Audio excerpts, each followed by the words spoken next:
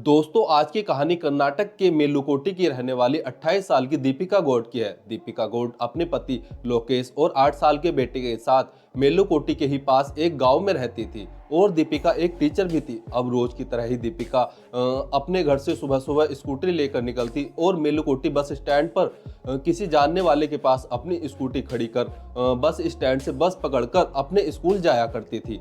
अब ये दीपिका का रोज का ही रूटीन था कि रोज सुबह 7 बजे के करीब दीपिका अपने घर से निकलती और शाम के 5 साढ़े 5 बजे के करीब दीपिका अपने घर वापस आ जाया करती थी। बट 20 जनवरी 2024 को दीपिका अपने घर से स्कूल के लिए निकलती तो है, लेकिन शाम को वापस घर लौटकर नहीं आती। तो जो दीपिका का पति लोकेश होता है वह दीपिका का घर पर इंतजार कर रहा होता है। साथ ही अपनी पत्नी दीपिका के फोन नंबर पर कॉल भी कर रहा था, लेकिन दीपिका का फोन नंबर नॉट रीचेबल आ रहा होता है।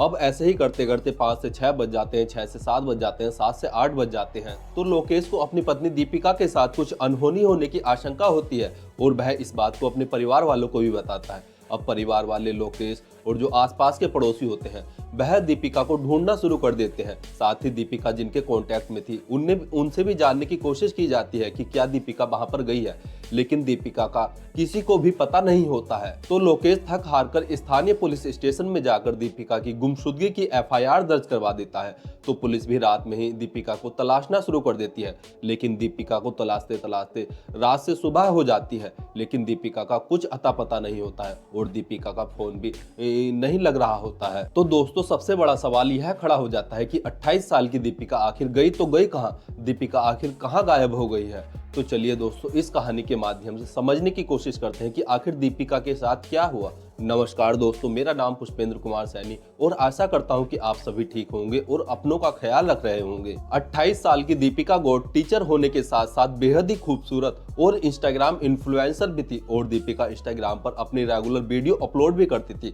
साथ ही दीपिका की एक्टिंग भी बहुत ही कमाल की थी, जिससे कि इंस्टाग्राम पर दीपिका की काफी अच्छी फैन फॉलोइंग थी और दीपिका अपने पति के साथ अपने बेटे के साथ काफी खुश भी थी। लेकिन दीपिका की ये खुशी 20 जनवरी 2024 को खत्म होने वाली थी और दीपिका के साथ कुछ इतना भयानक होने वाला था। ना तो दीपिका को इस बारे में पता था और ना ही उसके पति लोकेश को इस बात का इल्म था। दरअसल 20 जनवरी 2024 को जब दीपिका स्कूल में बच्चों को पढ़ाने के लिए जाती है और वहां से शाम को अपने घर वापस नहीं लौटती है, तो लोकेश अपने पत्नी की गुमशुदगी की रिपोर्ट जो है स्थानीय पुलिस स्टेशन में जाकर कर देता है। तो पुलिस भी दीपिका की तलाश में लग जाती है और जब दीपिका को ढूंढते ढूंढते रात से सुबह हो जाती है, तो पुलिस को योग नरसिम्हा स्वामी हिल टेम्पल के पास दीपिका की स्कूटरी खड़ी हुई मिल जाती है, लेकिन दीपिका का कुछ अता पता नहीं होता। इसके बाद पुलिस टेम्पल के आसपास के इलाकों में दीपिका को तलाशना शुरू कर देती है। साथ ही जो दीपिका की कॉल रिकॉर्ड होती है और जो दीपिका के फोन की लास्ट लोकेशन होती है उसको भी निकलवाती है। तो दीपिका के फोन की लास्ट लोकेशन इसी टेम्पल के आसपास आती है। इसके बाद पुलिस वाले दीपिका के स्कूल जाकर जब उसके साथियों से पूछताछ करते हैं तो उन्हें पता चलता है कि दीपिका ने कल तो 12 बजे ही हाफ डे लेकर स्कूल से चली गई थी, लेकिन पति द्वारा दी गई जानकारी के अनुसार दीपिका का कोई ऐसा प्लान नहीं था कि वह हाफ डे स्कूल से ही छुट्टी लेकर वापस घर आने वाली थी। तो इसके बाद जो है जब पुलिस को कोई क्लू नहीं मिलता है तो पुलिस के लिए यह केस और भी ज्यादा कॉम्प्लिकेटेड होता जा रहा था। इसके बाद पुलिस दीपिका के और जो लोकेश के पड़ोसी होते हैं उनसे जब पूछताछ करती है तो पुलिस वालों को पता चलता है कि 2 दिन पहले दीपिका और लोकेश के बीच इतनी भयंकर लड़ाई हुई थी कि उनकी आवाजें आसपास के पड़ोसियों ने भी सुनी थी। अब जैसे ही पुलिस लोकेश और दीपिका के बीच हुई लड़ाई के बारे में सुनती है तो तुरंत पुलिस का शक जो है लोकेश के ऊपर जाता है और पुलिस लोकेश को हिरासत में लेकर जब उससे पूछताछ करती है तो लोकेश बताता है कि मेरी पत्नी दीपिका को रील बनाने का काफी ज्यादा शौक था और वह इंस्टाग्राम पर काफी ज्यादा फेमस भी थी और वह अक्सर इन रील को बनाने के लिए गांव के ही रहने वाले 21 साल के नीतीश नाम के लड़के की मदद लेती थी और नीतीश जो है दीपिका का ही स्टूडेंट था। लेकिन इस चीज से लोकेश को कोई प्रॉब्लम नहीं थी। साथ ही नीतीश दीपिका को सिस्टर कहकर बुलाया करता था, लेकिन जो पड़ोसी होते हैं, जो गाँव वाले होते हैं, वह अक्सर कहते रहते थे कि नीतीश 21 साल का हो गया है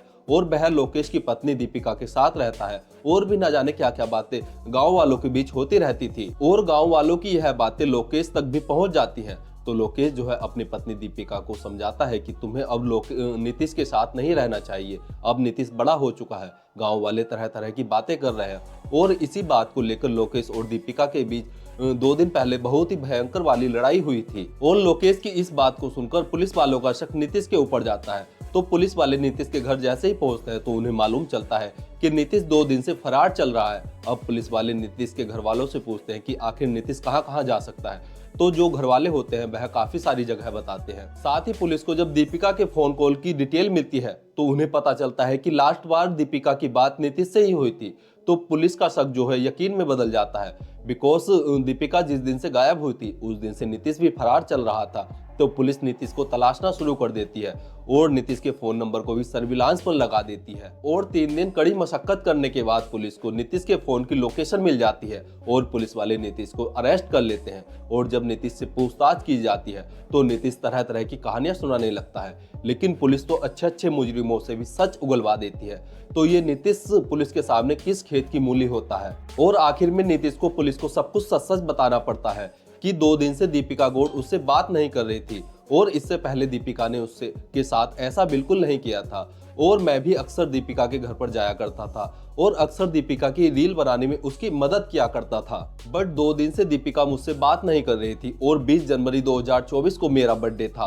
तो मैंने दीपिका को कॉल किया तो दीपिका उस समय जो है स्कूल में पढ़ा रही थी। और जैसे ही दीपिका ने मेरा कॉल उठाया तो मैंने दीपिका को बोला कि आज मेरा बर्थडे है, आज तुम्हें मुझसे मिलना पड़ेगा। और नीतीश की यह बात सुनकर पहले तो दीपिका उससे मना करती है, बट नीतीश जब जिद करता है तो वह मिलने के लिए मान जाती है।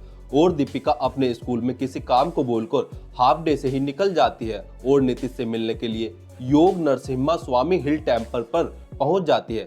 और मिलने के बाद नीतीश और दीपिका पहले तो बर्थडे सेलिब्रेट करते हैं और कुछ देर बाद नीतीश दीपिका को प्रपोज कर देता है। लेकिन जो दीपिका होती है यह नीतीश को अपने छोटे भाई जैसा मानती थी। दीपिका के दिल में नीतीश को लेकर कोई भी ऐसी भावनाएं नहीं थी, लेकिन ये जो नीतीश होता है यह मन ही मन दीपिका से एक तरफा प्यार करने लगता है और इसी चीज का इजहार नीतीश ने दीपिका के सामने किया। लेकिन दीपिका नीतीश के इस प्रपोजल को मना कर देती है और वहां से जाने लगती है।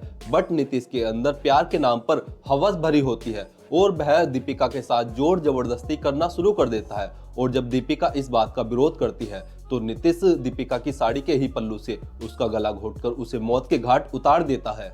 साथ ही नीतीश ने वहां पर पहले से ही एक खड्डा खोदा हुआ था और उसी खड्डे में नीतीश दीपिका की लाश को डालकर उसे वहीं पर दफना देता है। यानी कि नीतीश ने दीपिका को मारने का पहले से ही प्लान बना रखा था। यह कोई अचानक हुई घटना नहीं थी, बल्कि यह तो एक फुल प्रूफ प्लान था। नीतीश यहाँ पर यह भी नहीं सोचता है कि दीपिका पहले से ही शादीशुदा है और उसका 8 साल का बेटा भी है। और जब पुलिस नीतीश से पूछती है कि जब दीपिका ने तुम्हारे प्रपोजल को ठुकरा दिया था तो फिर तुमने दीपिका को क्यों मारा, तो यहाँ पर नीतीश बताता है कि उसे डर था कि अगर दीपिका वहां से चली जाती तो वह इस बारे में अपने घर पर बता देती और यह बात पूरे गांव में पता चल जाती। इसके बाद पुलिस ने नीतीश की निशानदेही पर दीपिका का शव बरामद किया और जो जरूरी एविडेंस थे उन्हें भी इकट्ठा किया।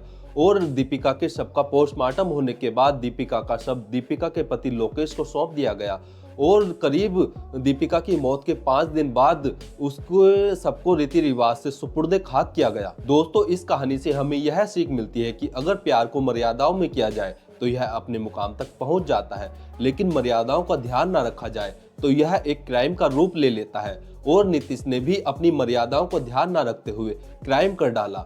फिलहाल नीतीश के ऊपर जो है इन्वेस्टिगेशन चल रहा है और जल्द ही नीतीश अपने द्वारा किए गए जुर्म की दीपिका की मौत की सजा सलाखों के पीछे काटेगा। दोस्तों, इस कहानी को सुनाने का उद्देश्य किसी की भावनाओं को ठेस पहुंचाना या दुख पहुंचाना नहीं है, बल्कि जागरूक करना है। धन्यवाद।